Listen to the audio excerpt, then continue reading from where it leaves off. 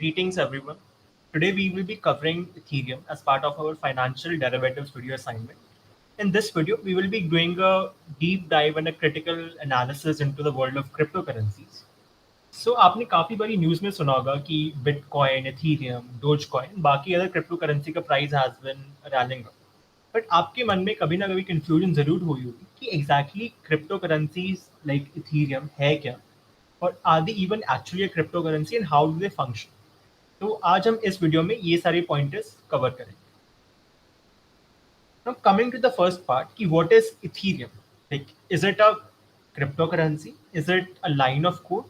Is it a platform or is it something else altogether? Right? तो Ethereum को हम define करते हैं as a decentralized open source blockchain with smart contract functionality. फिर से, Ethereum can be defined as a decentralized open source blockchain with smart contract functionality. अभी भी आपको कंफ्यूजन होगी कि एग्जैक्टली डेफिनेशन क्या है। तो अभी हम देखेंगे कि इन पर्टिकुलर वर्ड्स का क्या मीनिंग है।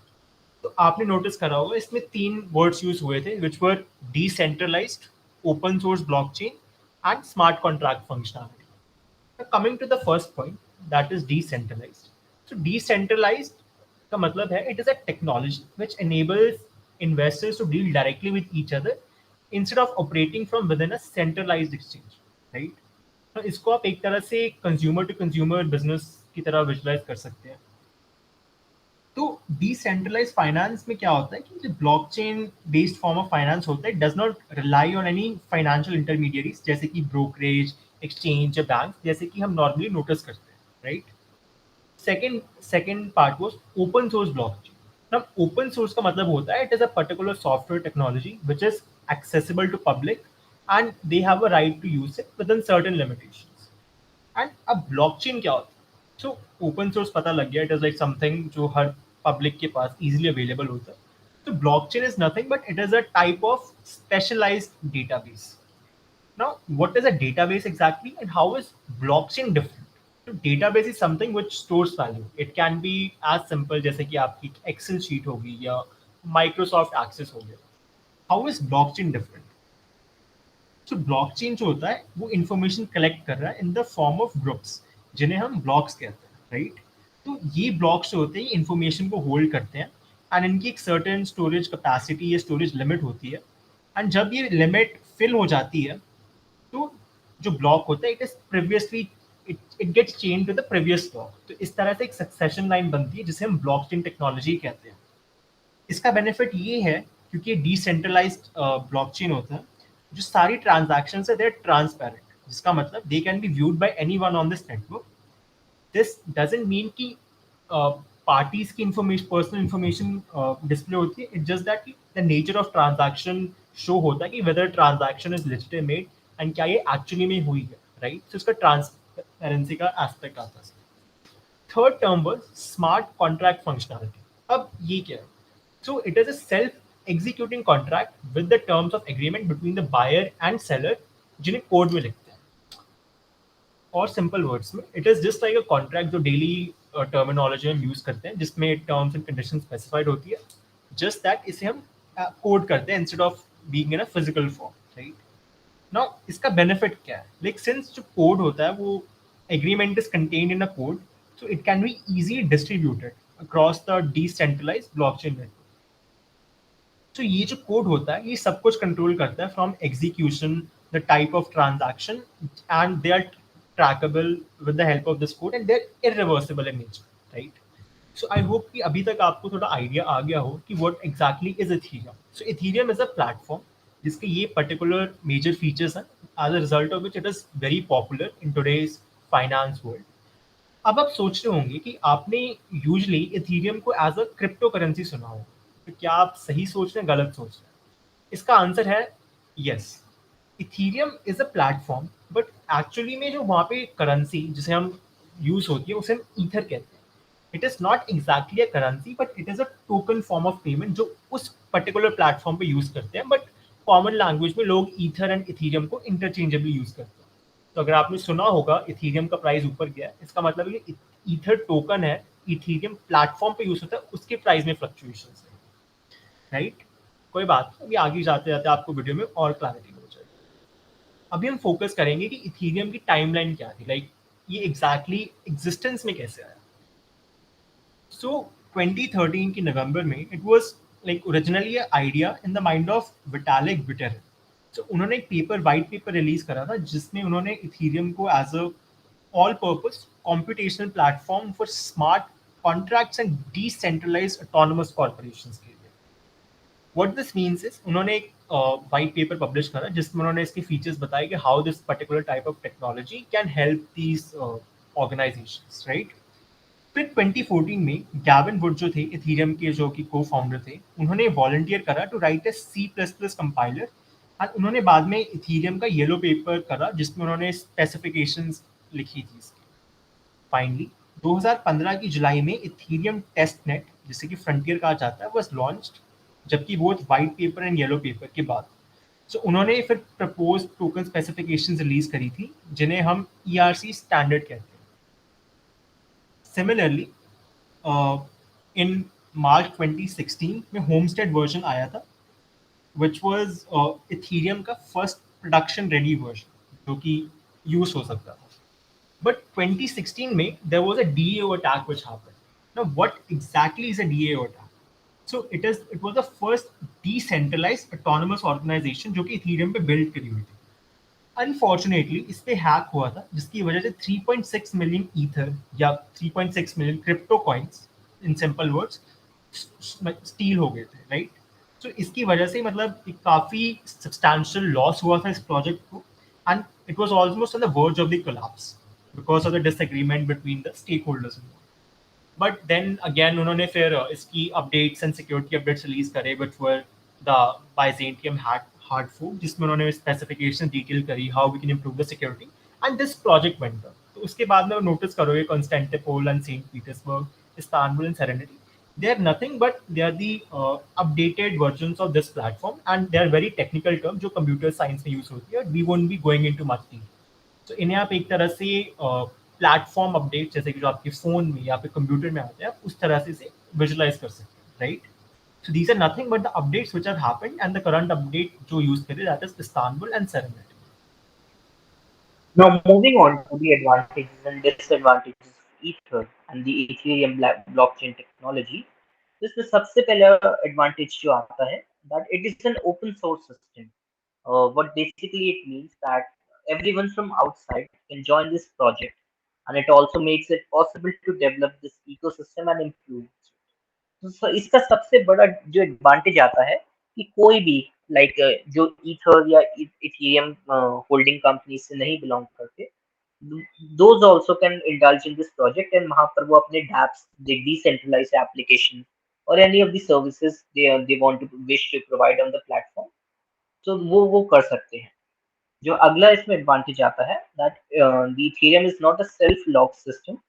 Like it basically means the other goods and services can grow together with Ethereum blockchain technology.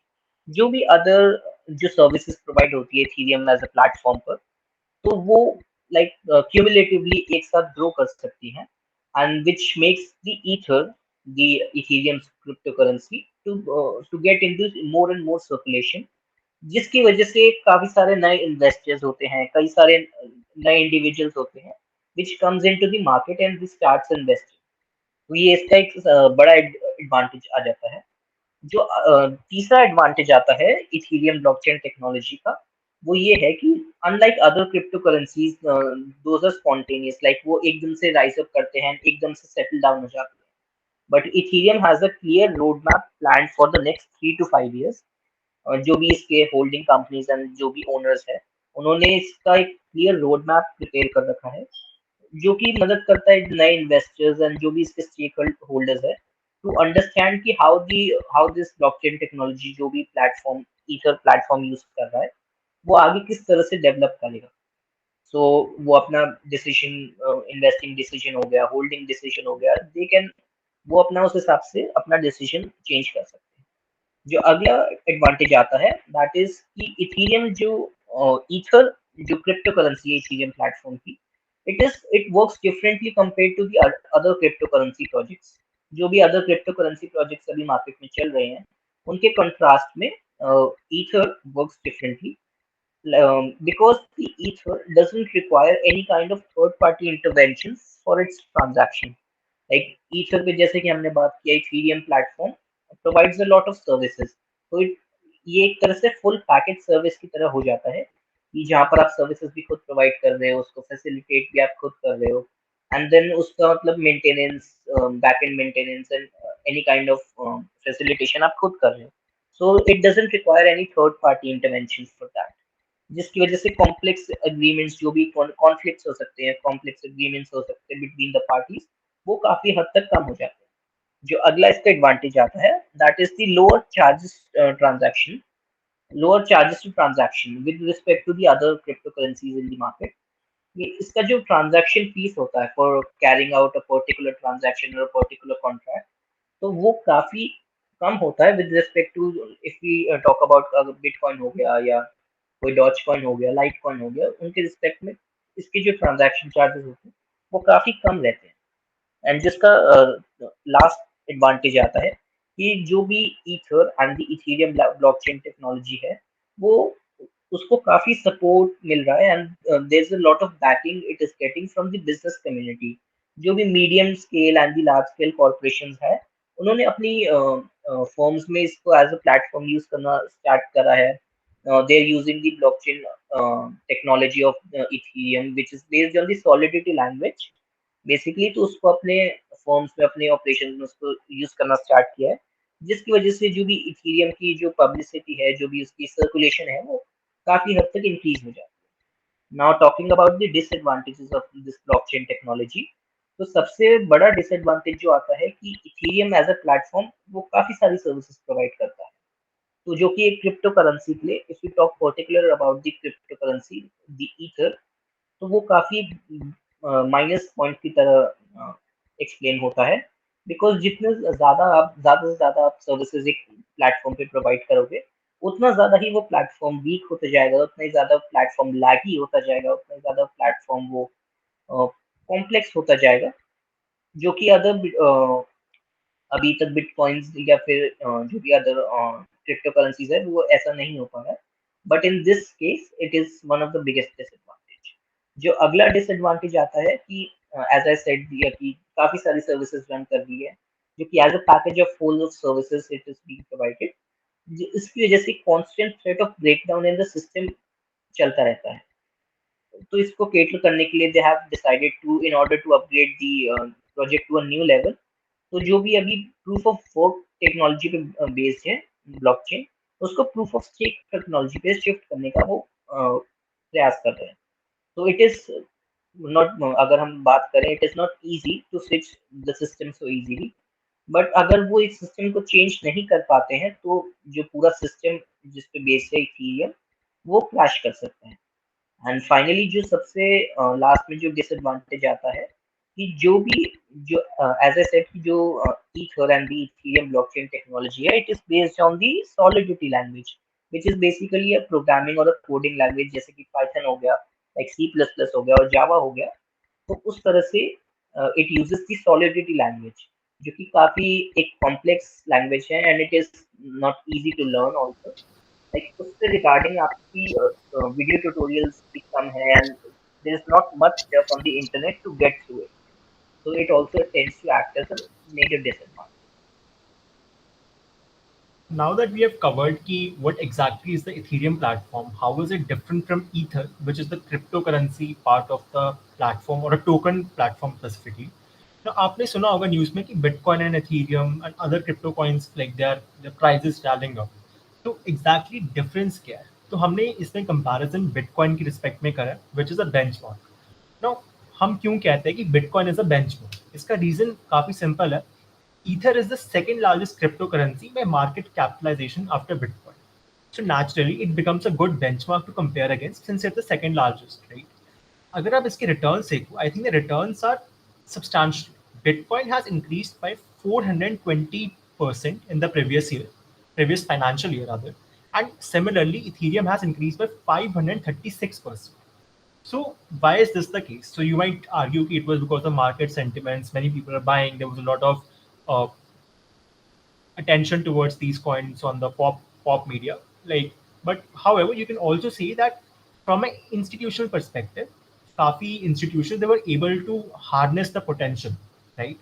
Now we'll understand कि exactly difference क्या है with respect to the end objective.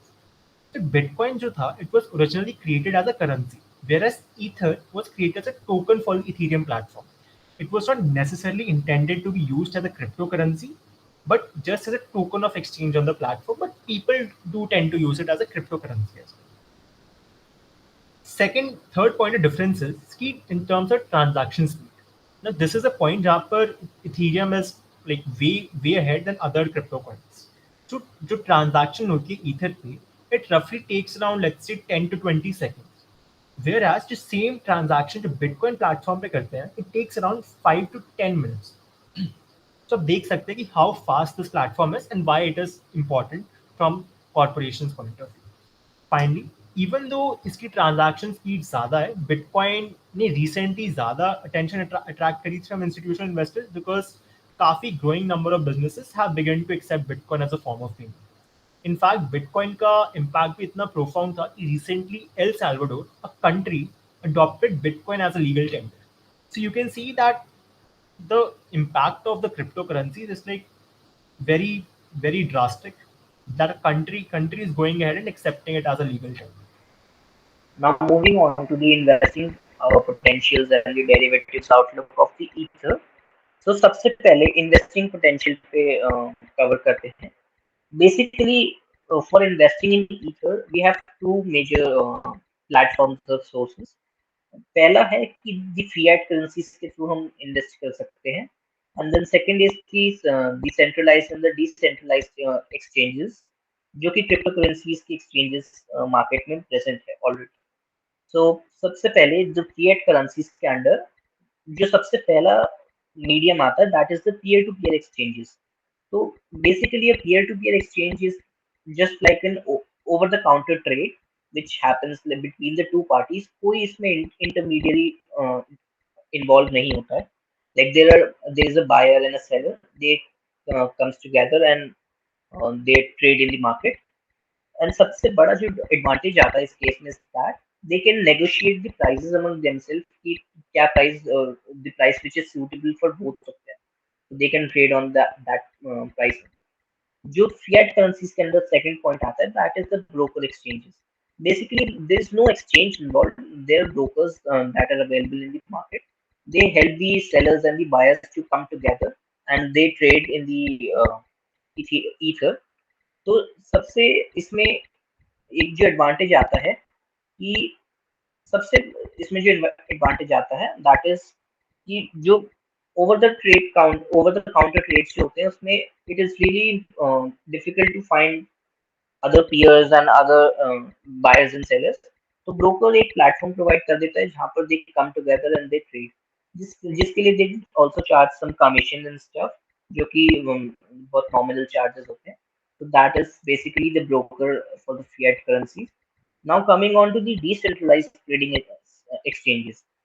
So basically, like we have already discussed, the decentralized decentralized word means that it is not controlled by any of the particular or single agency. जो इसके बहुत सारे कई सारे nodes होते हैं, कई सारी होल्डिंग्स होती हैं, कई सारे ऑर्गेनाइजेशंस होती हैं who facilitate these kind of exchanges. तो इसमें कोई भी थर्ड पार्टी इन्वॉल्वमेंट नहीं हो पाता है, कोई आउटसोर्सिंग नहीं होती है, जिसकी वजह से जो private keys are they are anonymous and कोई भी hacking activity decentralized trading exchanges में it is near to impossible.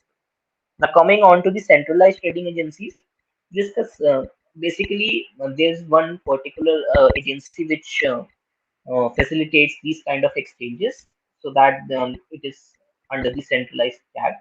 जो इसका सबसे बड़ा एडवांटेज होता है कि इसमें आप कई सारी क्रिप्टो करेंसीज ट्रेड कर सकते हैं, like apart from ether bitcoin हो गया या डॉजकॉइन हो गया, लाइटकॉइन हो गया, या कोई भी different kind of cryptocurrency आप सेंट्रलाइज्ड ट्रेडिंग एक्सचेंज के थ्रू उसको आप कर सकते हैं trade. Now coming on to the ether futures. तो ईथर फ्यूचर्स बहुत सिमिलर है to any other kind of derivatives future contract जहाँ पर एक सेलर एंड एक buyer they agree to get into a trade at a future date at a particular price which is set today. So basically it is very similar to that. जो भी ether futures का जो settlement होता है that is on the cash basis and not on the delivery basis. Like अगर जो भी settlement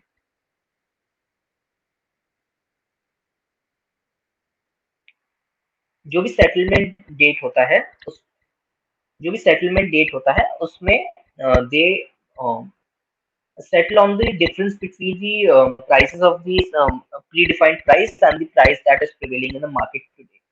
तो ये इसका एक सेटलमेंट वो होता है वे होता है जो भी प्राइस होता है ईथर फ्यूचर्स का that is derived from the CME ether dollar reference rate which is set by the CME Global X and जो CME Global X जो organization है उसमें maximum order size is of 100 contracts at a particular time. एक particular time पे आप 100 contracts at a limit trade कर सकते हैं जहाँ पर एक contract comprises of 50 ether. Now coming on to the ether futures, उसके advantages and disadvantages discuss करते हैं. तो coming on to the advantages first.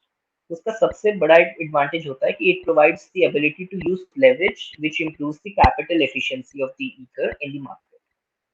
The second point of ether futures advantage is that without having the navigation to unregulated crypto exchanges, बिना किसी crypto exchange की intervention के जो investor होता है they get the exposure to digital asset market. Like everything is digitalized nowadays, सब कुछ आजकल computer online हो रहा है. So the investor gets a digital access to that. Now coming on to the ether futures disadvantages. इसमें पहला disadvantage आता है कि the high barrier to entry for regular investors.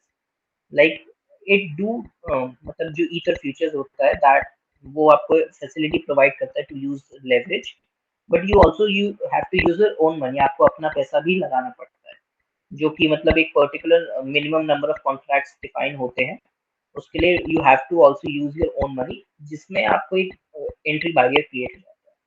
And another point is that there is no airdrop provisions provided by the ether futures. Airdrop provisions का मतलब ये होता है कि कोई भी आपको फ्री टोकन्स जो होते हैं वो आपके मार्केट सर्कुलेशन में नहीं आते हैं अनलाइक अदर कॉइन्स जो कि इसको काफी एफिशिएंट बना देता है कुछ हद तक बट फ्री कॉइन्स नहीं आने के चक्कर में जो माइनिंग होती है वो काफी डिफिकल्ट हो जाती है.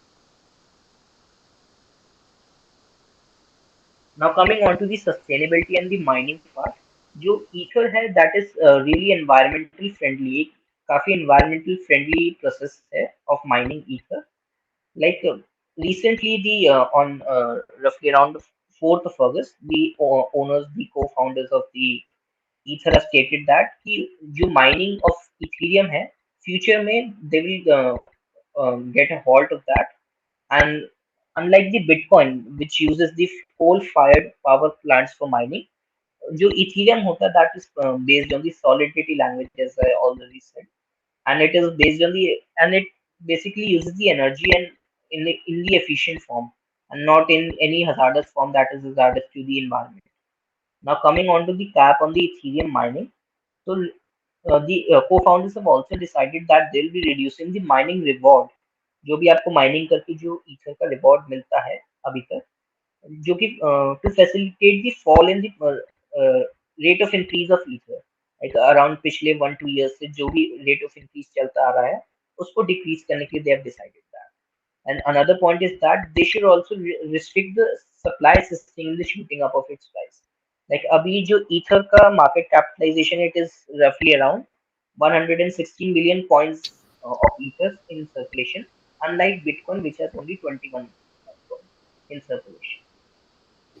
सो अभी तक हमने कवर कर लिया कि इथीरियम की क्या पोटेंशियल है, क्या एडवांटेजेस एंड डिसएडवांटेजेस हैं, एंड इनफैक्ट इसकी डेरिवेटिव आउटलुक्स की कैसी हैं, किस टाइप के इन्वेस्टर्स इसमें यूजली इन्वेस्ट कर सकते हैं. अब हम देखेंगे कि इसकी फ्यूचर आउटलुक क्या है and we'll try to establish a logical link जो अभी तक हमने वैल्यूज डिस्कस करी हैं and also the point is which discuss. तो जैसा कि आप देख सकते हैं कि इथीरियम का जो प्राइस है it has been setting new records. तो जब आप देख सकते हैं कि अराउंड जून में इसका price it was trading at around $250, जबकि अप्रैल 2021 के एंड तक इसका price almost shot up to 3,500 से थोड़ा सा कम.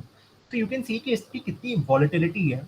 Now even though this might not necessarily be a bad thing because people might think it is a pump and dump scheme, but that is not the case. अब ये मैं क्यों कह रहा हूँ, बिकॉज जैसे कि ना डिस्कस करें इसके फीचर्स, लाइक इथीरियम जो नेटवर्क है, it as a network supports the development of and creation of new applications on its infrastructure. तो क्लियरली लॉन्ग टर्म में इसका डेवलपमेंट एंड ग्रोथ का काफ़ी ज़्यादा स्कोप है. एक अनदर रिसर्च में जो हमने एक मेजर ट्रेंड देखा विच वॉज दैट कि it has a higher utilization rate than Bitcoin. Now, ये point इतने important क्यों है? Because Bitcoin is the largest cryptocurrency by market capitalization and Ether is the second. Now, if it has more transaction volume than Bitcoin in the previous 12 months, काफी अच्छा chance है कि future में it might even surpass Bitcoin because of the features which you mentioned, both in terms of the price mark as well in terms of the transactions mark.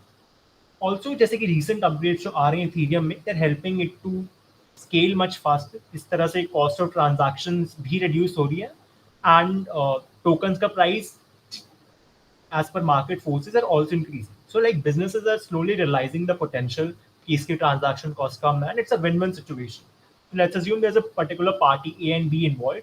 If they have to transfer huge sum of money, इसमें काफ़ी major portion उसका cost में जाता है, which is a transaction cost and also is time consuming. वही transaction अगर आप Ethereum network पे करते हो, which is also secure because of decentralise nature and every transaction is taken into the public ledger, so you can see कि इसका काफ़ी scope है डेवलपमेंट के लिए. So these were the views जिसमें हमने आपको इथीरियम के बारे में बताया एंड वी होप कि आपको इसमें से सीखने के लिए इंसाइट्स मिले हो. Thank you.